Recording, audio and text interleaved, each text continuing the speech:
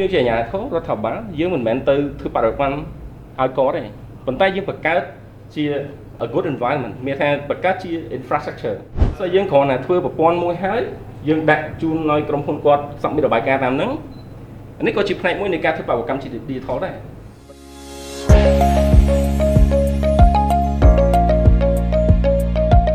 បាទជាបឋមខ្ញុំបាទសូមគោរពលោកវិទ្យាសំភ័យអគ្គលេខាធិការរងនៃអគ្គលេខាធិការអាជ្ញាធរស្វ័យប្រជុំធនាគារអាដាមអលោកជំទាវមានវត្តមាននៅទីនេះខ្ញុំបាទតំណាងចំនួនដើម្បីធ្វើបទបង្ហាញទាក់ទងនឹងវឌ្ឍនភាពនិងទិសដៅក្នុងការធ្វើបរិបទកម្មឌីជីថលក្នុងវិស័យអាជ្ញាធរធនាគារបាទនៅក្នុងបទបង្ហាញខ្ញុំនេះចែកចេញជា6ចំណុចដែលទី1នឹងសំដៅទៅលើមូលដ្ឋានសន្តិភាពកម្មចក្ខុវិស័យនិងគោលបំណងនៃការធ្វើបរិបទកម្មឌីជីថលទី3គឺផ្ដោតទៅលើសសរស្តម្ភទាំង5នៃការធ្វើបរិបទកម្មឌីជីថលទី4គឺវឌ្ឍនភាពគន្លឹះនិងទី5ទិសដៅអភិគន្លឹះនិងសន្និដ្ឋានបាទអញ្ចឹងចូលចំណុចទី1ជាមូលដ្ឋានសន្និដ្ឋានកម្មគឺចង់ផ្ដោតទៅលើថាជាចក្ខុវិស័យរបស់រដ្ឋាភិបាលក្នុងការគិតគូរក្នុងការធ្វើបរិបទកម្មឌីជីថលដើម្បីជាមូលដ្ឋានគ្រឹះក្នុងការគ្រប់គ្រងឲ្យសេដ្ឋកិច្ចឌីជីថលអញ្ចឹងនៅក្នុងចំណុចនេះដូចយើងបានឃើញគឺយុទ្ធសាស្ត្របញ្ញកម្មដែលយុទ្ធសាស្ត្រនេះបង្ហាញពីការគិតគូរលើ5ចំណុចដែលមានមនុស្សទឹកភ្លើងផ្លូវនិងបច្ចេកវិទ្យានៅក្នុងនេះដែរអត្ថប្រយោជន៍ទី2នៃមុខទី5គឺការគិតគូរលើ fintech ប៉ុន្តែតម្លៃទៀតគឺការជំរុញខ្លាំងទៅលើការធ្វើបរិបទកម្មឌីជីថលដែលគាត់ដែលគោលនយោបាយនេះផ្ដោតទៅលើការជំរុញឲ្យក្រសួងស្ថាប័នគិតគូរក្នុងការtransform ខ្លួនឯងក្នុងការចាប់យក digital និងសម្ដៅទៅដល់ការធ្វើបរិបទកម្ម digital ជាចំណុចបន្តទៀតគឺគោលនយោបាយDES Digital Economic Society Framework ដែលក្នុងគោលនយោបាយនេះដែរបានផ្ដោតទៅលើការកសាងសេដ្ឋកិច្ចនិងសង្គម digital អញ្ចឹងការកសាងសេដ្ឋកិច្ចនិងសង្គម digital នេះគឺផ្ដោតទៅលើការធ្វើបរិបទកម្មឌីជីថលនៅក្នុងសង្គមទាំងមូលសំដៅសួរថាតើការធ្វើបរិបទកម្មឌីជីថលនេះផ្ដោតលើអីគេអញ្ចឹងបើសិនយើងគិតទៅការធ្វើបរិបទកម្មឌីជីថលនេះគឺផ្ដោតទៅលើការចាប់យកឌីជីថលទៅគ្រប់ផ្នែកនៃសេវាកម្មឬក៏គ្រប់ផ្នែកនៃ operation របស់យើងអញ្ចឹងទើបមានន័យថាយើងចាប់យកឌីជីថលដើម្បីពង្រឹងនៅលើការធ្វើប្រតិបត្តិការក៏ដូចជាការផ្ដល់សេវាហើយវាជាផ្នែកនៃការធ្វើបរិបទកម្មឌីជីថលនៅក្នុងក្របខ័ណ្ឌនេះដែរគឺយើងមានចំណុច2ផ្សេងទៀតគឺតាក់ទងជាមួយនឹង domain ឬក៏អាចនិយាយថាជាសសរស្តម្ភនឹងការធ្វើបរិបទកម្មឌីជីថលអញ្ចឹងនៅទីនេះក្នុងក្របខ័ណ្ឌគោលនយោបាយនេះគឺផ្ដោតទៅលើពលរដ្ឋឌីជីថលធុរកិច្ចឌីជីថលនិងរដ្ឋាភិបាលឌីជីថលហើយដើម្បីធ្វើបរិបទកម្មឌីជីថលបានក៏មានន័យថាគឺមានជា face យើងអាចចាប់ព្រមមកធ្វើគឺបរិបទកម្មឌីជីថលហ្មងទេអញ្ចឹងយើងត្រូវធ្វើទៅតាម3ចំណុចគឺទី1គឺការកសាងមូលដ្ឋានគ្រឹះការចាប់យកឌីជីថលនិងការធ្វើបរិបទកម្មឌីជីថលនៅក្នុង rational ដដែលដែរប៉ុន្តែនៅក្នុងក្របខ័ណ្ឌគោលនយោបាយរបស់រដ្ឋាភិបាលឌីជីថលដែលនៅក្នុងគោលនយោបាយនេះបាន state ពីរឿងកម្រិតនៃការកសាងរដ្ឋាភិបាលឌីជីថលនៅក្នុងនេះបន្ថែមលើសរៀងលើសទៅលើថាពីបរិបទកម្មឌីជីថលទៅ smart government អញ្ចឹងគោលនយោបាយចង់ចូលបង្ហាញថាក្នុងនាមយើងក្រសួងស្ថាប័នគឺយើងត្រូវតែខ្លាយខ្លួនឲ្យខ្លាយទៅជា smart government អញ្ចឹងដើម្បីឲ្យខ្លាយជា smart government គឺមានដំណាក់កាលរបស់វាហើយក៏វាជាផ្នែកមួយដែលយើងត្រូវគិតគូរឲ្យធ្វើឲ្យមានការធ្វើបរិបទកម្មឌីជីថលនៅក្នុងក្រសួងស្ថាប័នរបស់យើង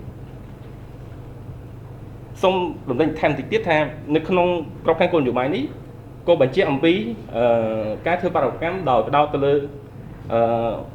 ធុរជនមក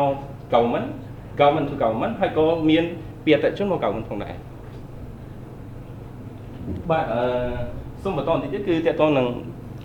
sectoral policy មានន័យថា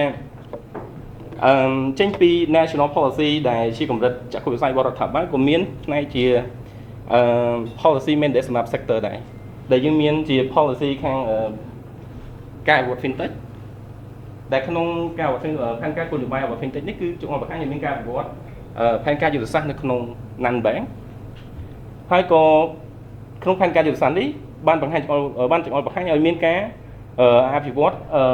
ការជំរុញការធ្វើបរិវកម្មដោយការធ្វើផែនការយុទ្ធសាស្ត្របរិវកម្ម Digital នៅក្នុងវិស័យរ៉ែធំធនាគារបន្តមកទៀតនេះគឺជាលិខិតបទដ្ឋានគតិយុត្តដែលបង្ហាញពី mandate របស់អាជ្ញាធរដែលជាសមត្ថឯករាជ្យដែលមានកាតព្វកិច្ចនិងសមត្ថកិច្ចគ្រប់គ្រាន់ក្នុងការធ្វើបរិវកម្ម Digital បន្ទឹមនេះក៏មានអនុក្រឹត្យដែលបំពាក់មុខងារបន្ថែមទៅឲ្យម្ចាស់មណ្ឌលបច្ចេកវិទ្យាហិរញ្ញវត្ថុផងដែរបាទឥឡូវចូលដល់ចំណុចទី2ចំណុចទី2យើងផ្ដោតទៅលើចក្ខុវិស័យនិងគោលបំណងនៃការធ្វើបរិវកម្ម Digital នៅក្នុងនេះខ្ញុំចង់ទាញបញ្ជាក់ថាការធ្វើបរិវកម្ម Digital តាមវិស័យមួយអាចមានភាពបត់បែនផ្សេងគ្នាដែរ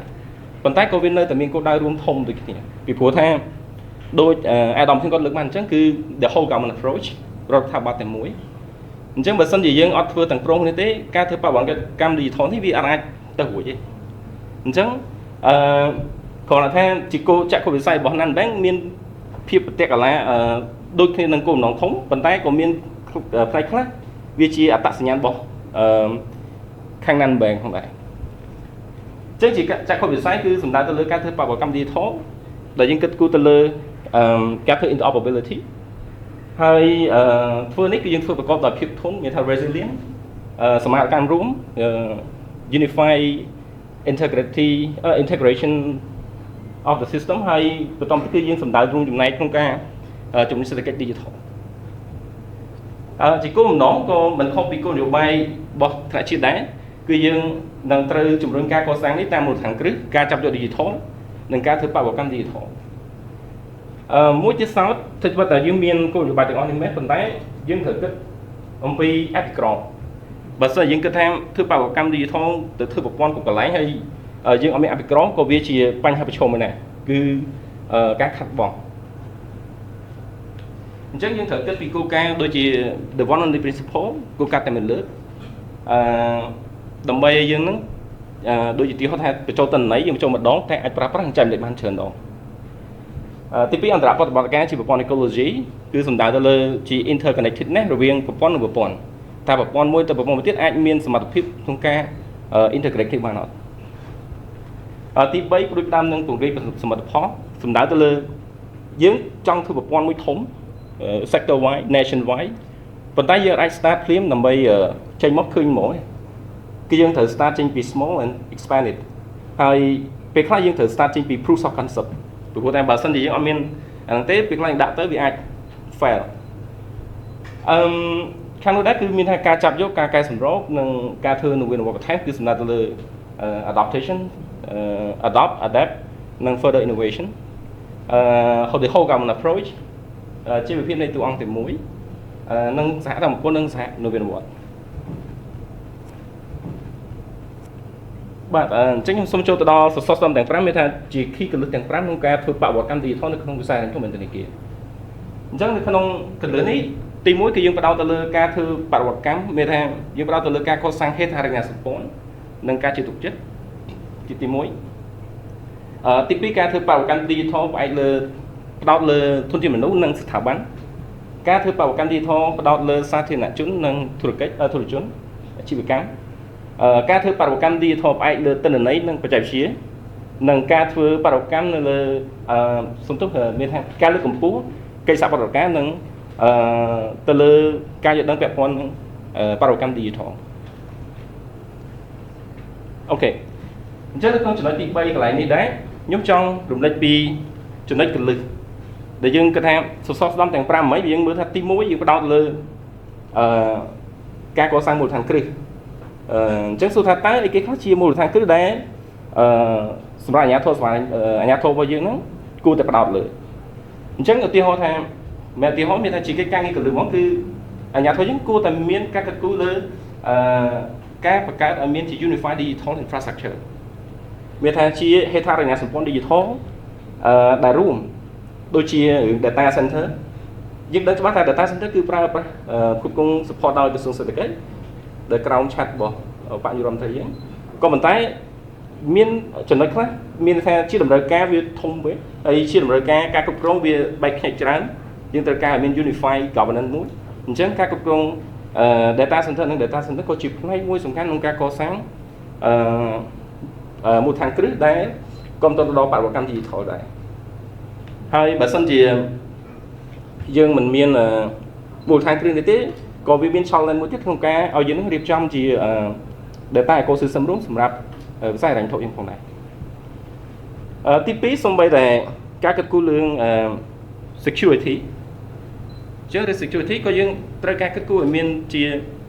central governance ឬក៏អាចថាជា federated governance ដែលយើងមានកន្លែងមួយអាចគ្រប់គ្រងទៅលើរឿងទាំងមូលហ្នឹងហើយអាច communicate និង coordinate ទៅលើរឿង incident response នៅក្នុងកន្លែងនេះទៀតដែរខ្ញុំសូមចុចចំណុចទៅចុងក្រោយចុះគឺរឿងការធ្វើ interoperability ការធ្វើអន្តរប្រតិបត្តិការយើងចង់ achieve បរិបទកម្ម digital ដើម្បីអីគឺដើម្បីឲ្យប្រព័ន្ធទាំងអស់អាចឆ្លើយមួយគ្នាបានគឺរឿង interoperability នេះឯងប៉ុន្តែបើយើងនិយាយថាគ្រាន់អន្តរប្រតិបត្តិការយើងនិយាយដូចសាមញ្ញប៉ុន្តែធ្វើតែកិច្ចការខ្លះនៅក្នុងនោះអញ្ចឹងឧទាហរណ៍ដូចជារឿងការកំណត់ប្រភេទទិន្នន័យចុះព្រោះតែនៅក្នុងផ្នែកមួយនៃ interoperability ទិន្នន័យក៏ជាចំណុចសំខាន់ដែរយកឧទាហរណ៍ថាប្រព័ន្ធមួយគាត់ប្រើឈ្មោះ first name និង last name គាត់សរសេរជា segmented data មានថាជា definition នៃទិន្នន័យគាត់សរសេរ f_name ប្រព័ន្ធមួយទៀតឬក៏អាចថាជាការគម្រោងក្នុងវិស័យមួយទៀតគាត់ប្រើ first ហើយ name ជាប់គ្នាសរសេរអក្សរធំតូចមួយទៀតសរសេរជា snake case សរសេរជា snake case underscore អញ្ចឹងនៅពេលដែលយើងចង់ផ្លាស់ប្ដូរទិន្នន័យនៅពេលដែល data យើងវា inconsistent structure អញ្ចឹងពេលហ្នឹងក៏វាមាន challenge នៅក្នុងការធ្វើ interoperability ដែរអញ្ចឹងក្នុងនេះជា foundation នៃការងារនិយាយថាជាមុំទី1ឬក៏សសរស្តម្ភទី1ការគិតគូរពី data taxonomy ពី standardized data ពី data classification ពី data catalog វាត្រូវតែ consistent ជាមួយគ្នានៅក្នុងវិស័យរបស់ធនាគារហើយវាអាចគ្រប់គ្រងទៅដល់ការធ្វើ interoperability បានសសរស្តម្ភទី2យើងនិយាយពីការធ្វើបរិបទកម្មទៅលើមនុស្សនិងស្ថាប័នអញ្ចឹងបរិបទកម្មលើមនុស្សនិងស្ថាប័នគឺអីគេគឺដូចអាដាមគាត់លើកអញ្ចឹងគឺមានថាចំណេះដឹងបន្ត capacity building literacy digital ហើយជាមួយនឹង mindset ក្នុងការ change ហើយមួយទៀតគឺ adopt to change ពីព្រោះថាខ្ញុំធ្លាប់មានបទពិសោធន៍ធ្វើរឿងប្រព័ន្ធទាក់ទង public service ជាមួយសួនសាលាផ្សេងយកឧទាហរណ៍ជាក់ស្ដែងខ្ញុំជឿថាអាដាមដែលមានវត្តនេះក៏ធ្លាប់ឆ្លងកាត់ដែរសេវាសាធារណៈបើយើងធ្វើដោយដៃទទួលសំណើ issue សំណើប្រហែលជាអាច manually វាអាចថាចូលពេលកន្លះខែមួយខែចុះប៉ុន្តែនៅពេលដែលមានប្រព័ន្ធមកពេលខ្លះបើគាត់អត់ adopt to change ទេវាហាក់ដូចជាមានថាវាអត់ respond ទៅនឹង nature នៃការងាររបស់បរិបទកម្មហើយពេលខ្លះ process កន្លែងខ្លះយើងត្រូវកាត់វាអត់ចាំបាច់មានច្រើនតង់ទេពីព្រោះតែប្រព័ន្ធចូលមក verification មួយចំនួនគឺវាជួយធ្វើយើងហើយអញ្ចឹងឡើយនេះមានថា change mindset adopt to change គឺសំខាន់ដូចគ្នាទី3តើតងជាមួយនឹងការធ្វើបរិបទកម្ម digital នៅក្នុងតើតងសេវាសាធារណៈហើយនិងអាជីវកម្មសំណួរយើងសួរថាតើយើងទៅធ្វើបរិបទកម្មមួយអាជីវកម្មមិនក្រុមហ៊ុនមិនក្រុមហ៊ុនគាត់បរិបទកម្មខ្លួនឯងហ្នឹងឬក៏មិនអញ្ចឹងនៅកន្លែងនេះយើងឧទាហរណ៍ចេញឲ្យឃើញពីថាក្នុងនាមយើងជាអាជ្ញាធររដ្ឋាភិបាលយើងមិនមែនទៅធ្វើបរិបទកម្មឲ្យគាត់ទេប៉ុន្តែយើងបង្កើតជា a good environment មានថាបង្កើតជា infrastructure ជា backbone មានថាបង្កើតជាសសរទៅជាឆ្អឹងខ្នងដើម្បីគាត់ធ្វើមកឧទាហរណ៍ថាអាជ្ញាធរយើងត្រូវការឲ្យមានការរាយការណ៍ទិន្នន័យប្រចាំត្រីមាសឆ្នាំឬក៏ឆមាសពីក្រុមហ៊ុនឯកជនបើសិនយើងគ្រាន់តែធ្វើប្រព័ន្ធមួយហើយយើងដាក់ជូនឲ្យក្រុមហ៊ុនគាត់សមិទ្ធរបាយការណ៍តាមហ្នឹងនេះក៏ជាផ្នែកមួយនៃការធ្វើបរិបទកម្ម digital ដែរប៉ុន្តែវាអត់ទាន់ full ទេគាត់គ្រាន់តែ adopt ប្រព័ន្ធហ្នឹងយកទៅរាយការណ៍ជាការបន្ថែមមានន័យថាអញ្ចឹងមានន័យថាបើសិនជាប្រព័ន្ធយើងក្រុមហ៊ុនគាត់ថាប្រព័ន្ធរបស់ខ្ញុំនៅកន្លែងមានដែរហ្នឹងអញ្ចឹងដល់ពេលមានប្រព័ន្ធមួយទៀតក្រុមបុគ្គលិកខ្ញុំត្រូវធ្វើការពីរដង log in ចូលប្រព័ន្ធនេះរាយការណ៍នេះមួយ log in ប្រព័ន្ធនេះរាយការណ៍មួយទៀតសំណួរគាត់សួរថាតើប្រព័ន្ធហ្នឹងអាច fit into មួយគ្នាបានអត់គាត់ចង់ log ចូលទៅមួយកន្លែងហើយគាត់ប្រើបានគ្រប់ដែលអាចមានថា one data entry and share to many អញ្ចឹង នៅក្នុងនេះនឹងដើម្បីបង្កើត environment ឲ្យគាត់មានថាប្រព័ន្ធដែលយើងធ្វើក្នុងនេះថ្ងៃណាធំគឺយើងត្រូវ open ឲ្យមាន interoperability ក្នុងនោះដែល support គ្រប់ទៅដល់វិស័យឯកជនមួយទៀតដែលតកតងនឹងសេវាសាធារណៈតែយើងធ្វើអីគេនឹងសេវាសាធារណៈដើម្បីជំរុញបរិយាកាសយើងដឹងថានិយាយទៅគាត់មានសមត្ថកិច្ចក្នុងការរៀបចំប្រព័ន្ធគ្រប់គ្រងធ្វើសេវាសាធារណៈប៉ុន្តែឧទាហរណ៍រឿងមួយយើងគួរតែគិតគូរឲ្យមានជាថ្នាល digital សាធារណៈរួមដោយសារក្រុមហ៊ុនមួយគាត់ចុះបញ្ជីនៅអនុវិស័យមួយក៏សូមអាជ្ញាប័ណ្ណមួយក្នុងការប្រកបអាជីវកម្មអញ្ចឹងគាត់ត្រូវទៅ portal មួយគាត់ត្រូវ register មួយហើយគាត់ត្រូវសុំអាជ្ញាប័ណ្ណមួយបន្តទៀតក្រុមហ៊ុនគាត់ expand ទៅ service ផ្សេងតែមិនមែននៅក្នុងវិស័យតែមួយទេគាត់ expand មក cross sector គាត់ចង់សុំទៅសេវាសាធារណៈក្នុងវិស័យផ្សេងសំណួរសួរថាយើង register ក៏ពីរកន្លែងឬក៏ register មួយកន្លែងហើយបើយើង register ពីរកន្លែងតើតំណែងបូកសរុបទៅក្រុមហ៊ុនចំនួនក្រុមហ៊ុនដែលបានចុះបញ្ជីក្នុងខ្សែហិរញ្ញវត្ថុមានប៉ុន្មានវាអាចឃើញពីរឯងតែក្នុង sub sector ប្រហែលជាឃើញមួយមែនប៉ុន្តែមានរឿងមួយទៀតគាត់ត្រូវទៅ portal មួយទៀតរបស់អនុវិស័យមួយទៀតហើយគាត់ត្រូវ register ព័ត៌មានគាត់ឡើងវិញដើម្បីសុំអាជ្ញាប័ណ្ណមួយទៀតអានេះមានន័យថាវាមានប្រព័ន្ធប៉ុន្តែប្រព័ន្ធរបស់យើងអត់ទាន់បាន harmonize ទេហើយប្រព័ន្ធយើងអត់ទាន់បានប្រកាន់ប្រសិទ្ធភាពទេអញ្ចឹងក្នុងនេះហើយបានយើងគិតថាយើងត្រូវធ្វើបរិយាកាស digital លើសេវាសាធារណៈដែលផ្ដល់ភាពងាយស្រួលក្នុងការផ្ដល់ដល់ធុរជនក្នុងការ access ទៅសេវាហើយតាមហ្នឹងក៏យើងជា harmonize system ដែរតកតងនឹងចំណុចទី3ទៀតដែរគឺតកតងនឹង open finance data sharing បើយើងគិតថា data sharing យើងមាន platform ហើយ CamDX យើងអត់ចោលទេ DPI យើងទុកនៅនោះប៉ុន្តែមានន័យថានៅក្នុងនេះ open finance វាជា backbone មួយវិស័យឯកជនគាត់ចង់ចែកចំណីទៅវិស័យឯកជនមានន័យថាខ្ញុំចង់ឧទាហរណ៍ថាopen finance គឺ different from ពីគាត់ចែកចំណី open finance កាត់ឡើងមកមានតួអង្គចំនួន3ឬក៏4មានថាទី1គឺតួអង្គ consumer data consumer តួអង្គ data owner តួអង្គ data controller និងតួអង្គជា authority ក្នុងការនៃដើម្បីគាត់ធ្វើ audit trail អញ្ចឹង open finance នេះវាគឺជា backbone ដើម្បី enable ឲ្យមាន innovation ផ្សេងមួយទៀតដែលអាច connect ពី B2B បានអញ្ចឹងក្នុងនេះហើយដែលយើងហៅថាការធ្វើបរិយាកម្ម digital សម្រាប់សាធារណជនសំទោសសម្រាប់ធុរកិច្ចអញ្ចឹងសូមទៅចំណុចទី4តើតោងជាមួយនឹងសសរស្តម្ភទី4ដែលយើងផ្ដោតទៅលើការធ្វើបរិយាកម្មនៅលើទិន្នន័យនិង technology កន្លែងនេះមានន័យថាយើង non-bank យើងត្រូវមាន data ecosystem មួយមានន័យថាយើងនឹងត្រូវតែបង្កើតឲ្យមានជា true source of data មានថាវាជា ecosystem មួយដែល link ទៅគ្រប់ទិន្នន័យរបស់អាជ្ញាកហើយមានថាវាអាច enable យើងនឹង share ទិន្នន័យទៅក្រសួងស្ថាប័នដោយភាពទុកចិត្តតែមិនដឹងដែរនៅក្នុងន័យហ្នឹងមានន័យថាហេតុអីបានយើងធ្វើបរិយាកម្មលើ data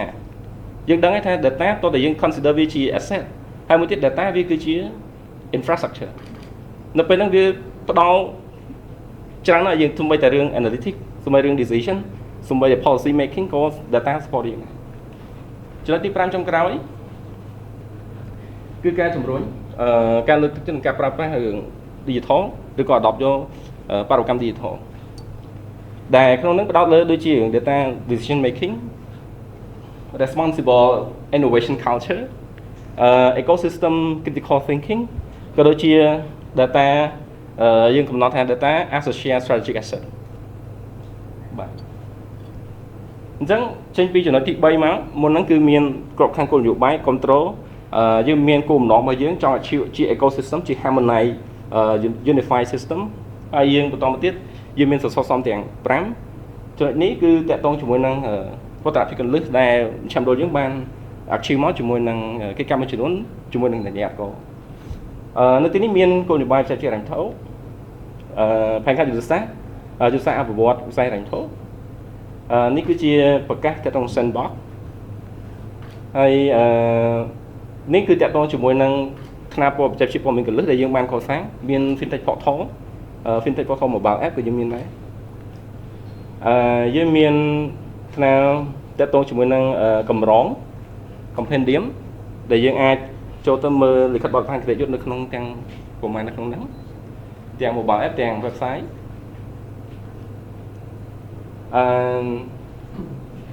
យើងមានតើតើនឹងសត្វទានុក្រម lexicon មានថាយើងមានmobile app lexicon Telegram lexicon ហើយ support ដោយមាន AI chatbot ហ្នឹងនេះវាជួយស្វែងរកពាក្យណាដែលស្រដៀងឲ្យយើងនេះគឺជាកម្មវិធីទូរស័ព្ទ OCR សម្រាប់គ្រប់គ្រងមន្ត្រីនៅក្នុងអាជ្ញាធររបស់យើងដែលគាត់អាចមានសិទ្ធិចូលទៅប្រើឲ្យគាត់ scan ឯកសារជា PDF និង extract បានជា editable text នេះជាវត្តភាពលើមួយទៀតគឺតើតើនឹង single sign on មានន័យថាយើងបានរៀបចំ single sign on មួយដែលផ្ដោតលើការផ្ដល់សេវាយថាប្រតិកម្មច្រើនជម្រើសឬក៏យើងហៅថា identity broker យើងមានការកំណត់ service មានថានៅក្នុង single sign on នេះផ្ដល់ service មួយទៀតហៅថា OZ ឬក៏ហៅ Auth Engine ហ្នឹងដែលយើងអត់ចាំបាច់ទៅ build service នឹងខ្លួនឯងទេប្រើវាតែម្ដងបានការ upgrade KYC account linking មានន័យថាយើង trusted source ទៅលើ KYC account ហើយឬក៏គណនីហើយអញ្ចឹងនៅពេលដែលយើងប្រើប្រាស់ជាមួយ single sign on នេះនៅពេលយើងប្រើជាមួយនឹង Camden Key ជាពិសេសគឺយើងនឹងទទួលបាន KYC level ហើយនៅក្នុងនៃការប្រើប្រាស់ single sign on នេះទីសោតគឺយើងអាចកំណត់សិទ្ធិមានន័យថាតើតាមម្នាក់នឹង KYC បានអាច access ទៅសេវាឬក៏ portal យើងផ្សេងៗ just example ជាចុងក្រោយវា single sign on នេះក៏ជា ID issuer នៅក្នុងនៃវិស័យរដ្ឋធម្មនុញ្ញទាំងមូលផងដែរថ្នាក់មួយទៀតគឺយើងបានរៀបចំM&E system ឬក៏ M&E platform ដែលជា platform support ឲ្យ generalization ទៅលើការរៀបចំក្របខ័ណ្ឌ M&E នៅក្នុងហ្នឹងយើងហៅ generalization យើងគិតថាតើខុសគ្នាពី M&E ធម្មតាមិន M&E ធម្មតាវាជា adaptive mono framework ប៉ុន្តែនេះវាជាក៏ adaptive ហើយវាក៏ជា multi framework adaptation ដែរមានន័យថាវាគ្រប់គ្រងឲ្យយើងអាចធ្វើការតាមដាននឹងវាតម្លៃក្របខ័ណ្ឌឯកសារគោលនយោបាយច្រើនប្រភេទហើយក្នុងពេលតែមួយបានដែលក្នុងនោះផ្ដោតលើតួអង្គអ្នករាយការណ៍តួអង្គអ្នករៀបចំក្របខ័ណ្ឌហើយ M&E យើងទីនេះទៀតសោតក៏មានការគ្រប់គ្រងទៅលើការរៀបចំជា chain process ដែលមានដូចជា log frame យើងហ្នឹង input output activity សំដៅ input activity output impact outcome និង impact yes យើងអាចកំណត់ទិន្នន័យជាប្រភេទគុណវិស័យនិងជាបរិមាណវិស័យបានខ្ញុំសូមបញ្ជាក់តិចតើតើនឹងពី portal នេះគឺ single sign on និង M&E នឹងក្រុងដាក់ធ្វើ consultative workshop សម្រាប់អាជ្ញាធរយើងក្នុងពេលឆាប់ៗនេះហើយនឹងអាចសង្ឃឹមថាអាជ្ញាធរចូលរួមដើម្បីសាកល្បងតេស្តនិងប្រើប្រាស់ទាំងអស់គ្នានេះគឺជាផ្ទាំងទិន្នន័យបង្ហាញពីក្របខ័ណ្ឌគោលនយោបាយច្រើននៅក្នុងនៅក្នុង M&E របស់យើងចំណុចទី5អញ្ចឹងនេះគឺជាទិសដៅការងារដែលយើងនឹងក្រុងបញ្ចប់នឹងក្រុងនឹងធ្វើឲ្យបាន as much possible នៅក្នុងឆ្នាំ2026នេះយើងមានផែនការយុទ្ធសាស្ត្របរិបទកម្ម digital ជាផែនការសំខាន់ដំបូងក្របខ័ណ្ឌដែលមានបណ្ដាកម្មយុទ្ធសាស្ត្រទិន្នន័យផែនទីមគ្គុទ្ទេសក៍បរិបទកម្ម digital នៅក្នុងការគ្រប់គ្រងទិន្នន័យអចលនវត្ថុនិងប្រចាំនៅកម្ពុជាយើងមានសកម្មភាព3ឆ្នាំមកក្របខ័ណ្ឌតាមដាននឹងវាតម្លៃនិងក្របខ័ណ្ឌតាមដាននឹងវាតម្លៃការអនុវត្តផែនការនិងយុទ្ធសាស្ត្រពីរនេះគឺខុសគ្នាបាទជាអត្ថប្រយោជន៍កន្លឹះសម្រាប់ជាកិច្ចការបន្តទៀតគឺការកសាងថ្នាលឬប្រព័ន្ធកន្លឹះគឺការកសាងប្រព័ន្ធ ecology ទិន្នន័យរបស់អាជ្ញាធរដែលនៅក្នុងប្រព័ន្ធ ecology នេះមាន4 component ធំៗយើងហៅថាទី1 centralized data repository ឬក៏យើងហៅថាជា data storage ធំមួយដែលយើងធ្វើជា data lakehouse ទី2គឺយើងមានជា data ingestion process data ingestion នេះគឺសំដៅទៅលើយើងមានជា digital reporting platform មួយគ្រប់គ្រងអន្តរជាតិក្នុងករណីលោកមិនទាន់មានប្រព័ន្ធដើម្បីធ្វើការ collect ទិន្នន័យពីក្រុមហ៊ុនផ្សេងឯកជនដែល digital reporting នេះមានភាពបត់បែនល្អមួយគឺយើងអាចកំណត់ any template យើង design template ហើយយើងកំណត់ការរាយការណ៍ក្រុមហ៊ុនផ្សេងឯកជនអាចរាយការណ៍តាមពេលវេលាក្នុងការកំណត់របស់យើងបានហើយក្នុងករណីបើសិនជានិយាយយើងមានប្រព័ន្ធហើយស្រាប់ដែរយើងអត់មានបោះបង់ទេយើង harmonize ចូលគ្នាគឺយើងធ្វើ integration បាន ដើម្បីឲ្យ data ហ្នឹង ingest ចូលទៅក្នុង data source ទាំងមួយទី3គឺការប្រើប្រាស់ទិន្នន័យយើងបែងចែកជាពីរដែរ